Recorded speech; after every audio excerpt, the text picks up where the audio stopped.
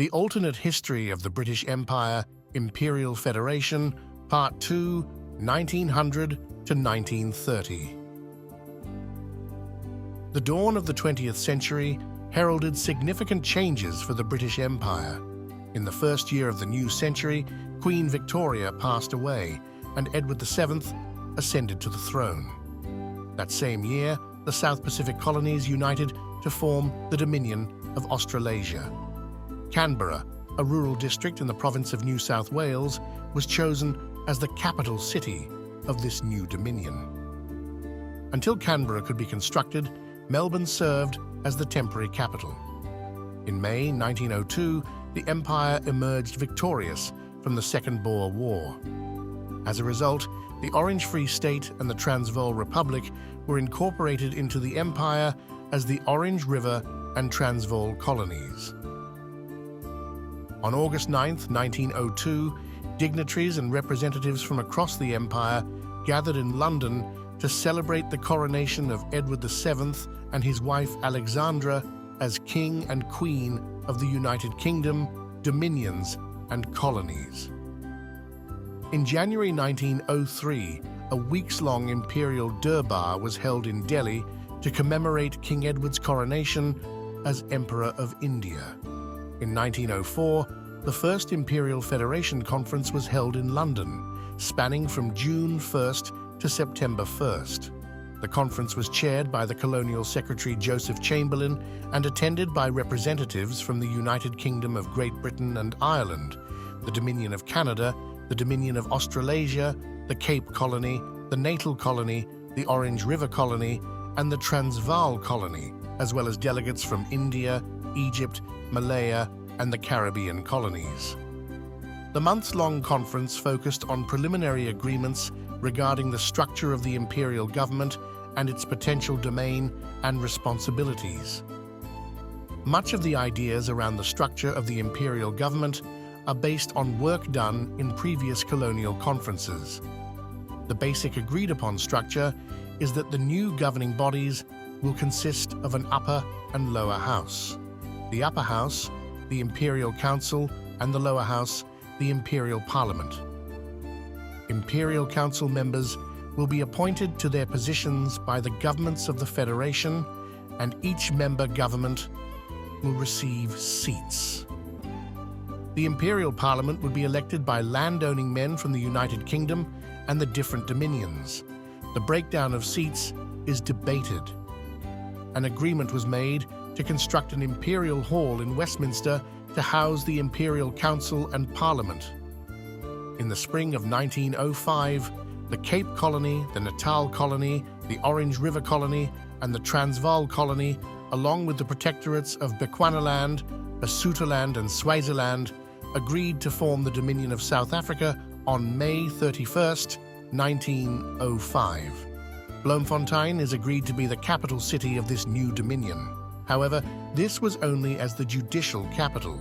To heal tensions following the Boer War, Pretoria, the former capital of the Transvaal Republic, was designated as the administrative capital, while Cape Town, the former capital of the Cape Colony, was designated as the legislative capital of the Dominion.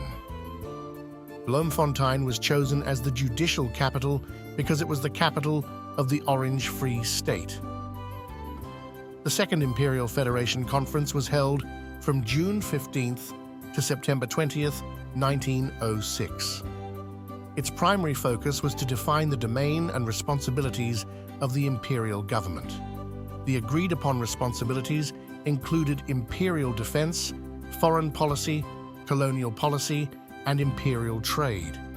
Another major focus was the debate over how seats should be divided in the Imperial Council, the Imperial Parliament, and the Imperial Supreme Court. With the completion of the Imperial Tower and Hall in Westminster a year prior, the third and final Imperial Federation Conference took place in 1909 from May 18th to September 30th. In this final conference, the agreements around seat division and responsibilities are finalized.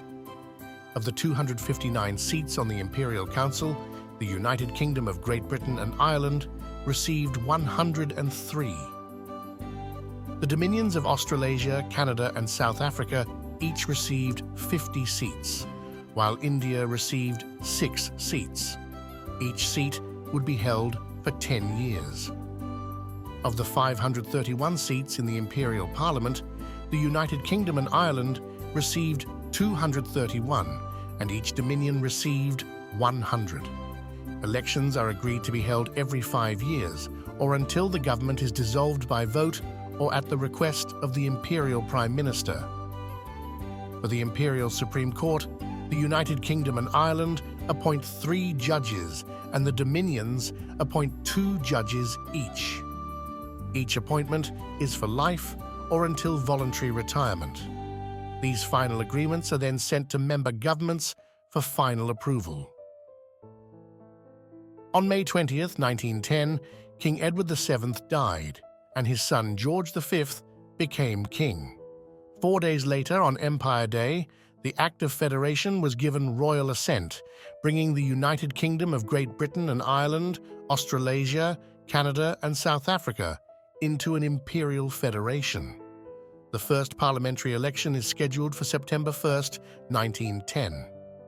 After this first election, Alfred Milner was elected as the first Imperial Prime Minister.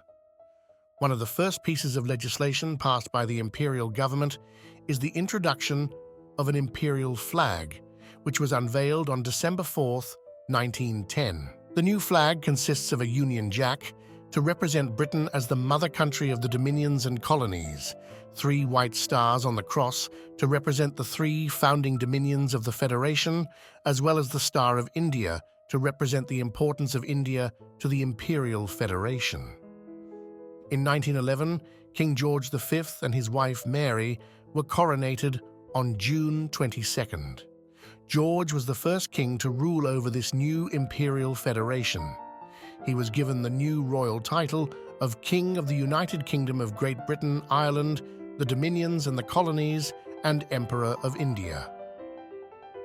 On September 11th, 1911, the royal couple embarked on a tour of the Imperial Federation and colonies that would last until June 2nd, 1912. They visited the 4 dominions of the Federation, as well as Egypt and India. On December 12th, during their trip through India, the couple attended the Imperial Durbar in Delhi, celebrating George's crowning as emperor. During the Durbar, George V announced the creation of New Delhi, which, when built, would serve as the new capital of India, replacing the then capital of Calcutta.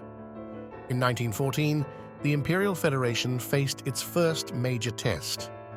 In July of that year, Archduke Franz Ferdinand, the heir to the Austro-Hungarian throne, was assassinated, plunging Europe and the world into war.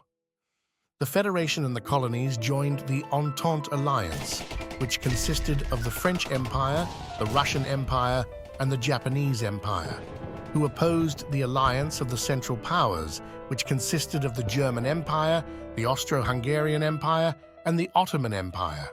The British Imperial Federation played a crucial role in the Entente victory during the war. The Imperial Federation declared war on the Central Powers in 1914, mobilizing the Imperial Expeditionary Force and leveraging its powerful navy to enforce a blockade of the Central Powers. In 1914, Imperial forces who had already occupied Egypt removed Abbas II, the Khedive of Egypt, and replaced him with a pro-imperial leader, Hussein Kamel, who was made the Sultan of Egypt. This helped to cut off the Ottoman Empire from the Suez Canal and also pulled Egypt more firmly into the British imperial sphere of influence. The empire's vast resources and manpower were pivotal, with troops from India, Australasia, Canada, South Africa, and other colonies fighting in various theaters. Economically and materially, the Imperial Federation provided essential supplies and financial support. The Great War, as it would be called, lasted 4 years, from 1914 to 1918. It was the deadliest war in history at the time. By the war's end, nearly 40 million people were injured or lost their lives.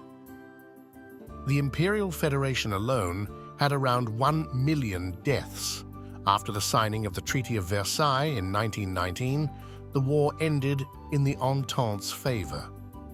Under the treaty's terms, the British and Imperial Federation gained 1.8 million square miles, 4.7 million square kilometers, and 13 million new subjects.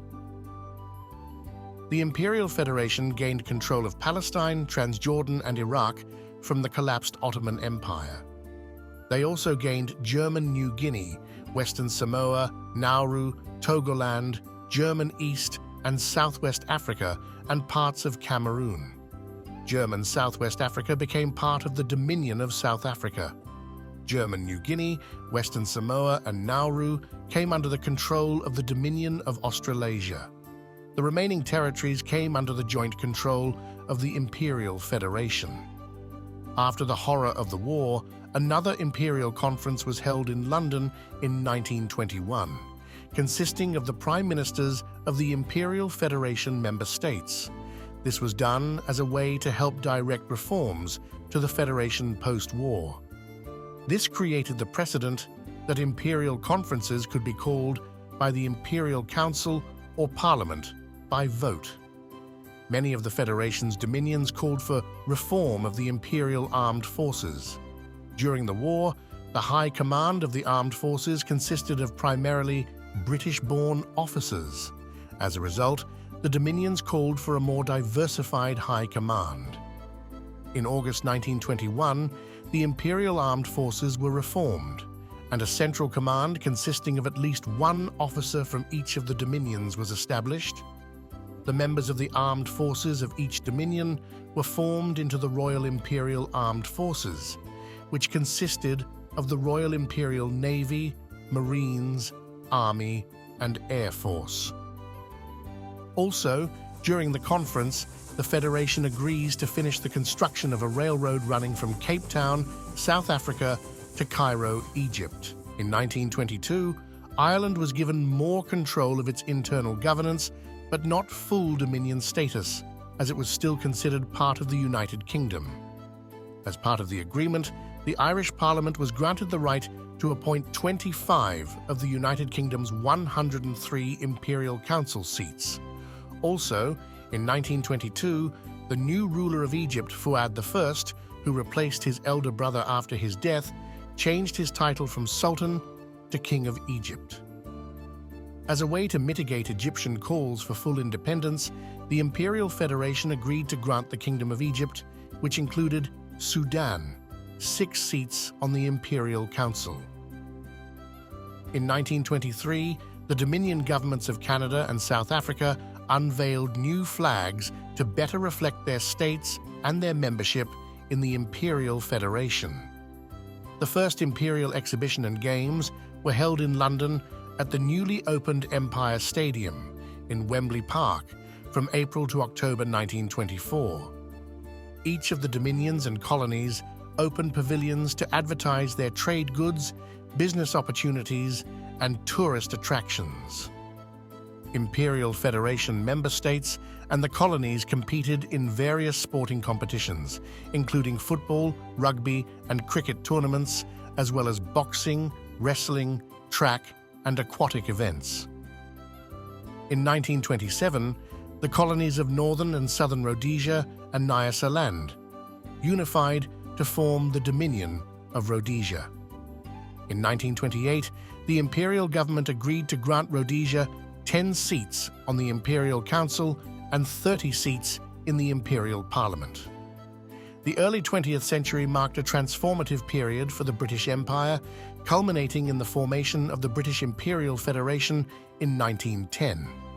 Significant milestones included the unification of the South Pacific colonies into the Dominion of Australasia in 1901, the end of the Second Boer War in 1902, and the establishment of the Dominion of South Africa in 1905. The first decade of the 20th century saw the coronation of 2 monarchs, King Edward VII in 1901 and later King George V in 1910. The creation of the Imperial Federation was a major development, involving detailed negotiations and conferences to establish its governing structure and responsibilities. The Federation played a crucial role in the Great War between 1914 and 1918, significantly contributing to the Entente's victory. Post-war, the Federation undertook reforms to address calls for greater representation and diversification within its military command. Economic prosperity in the 1920s led to significant developments within the Dominions, although this period ended abruptly with the global stock market crash of 1929. Despite challenges, the British Imperial Federation emerged as a powerful entity, influencing global politics and economics in the early 20th century. Thanks for watching. Be sure to like and subscribe.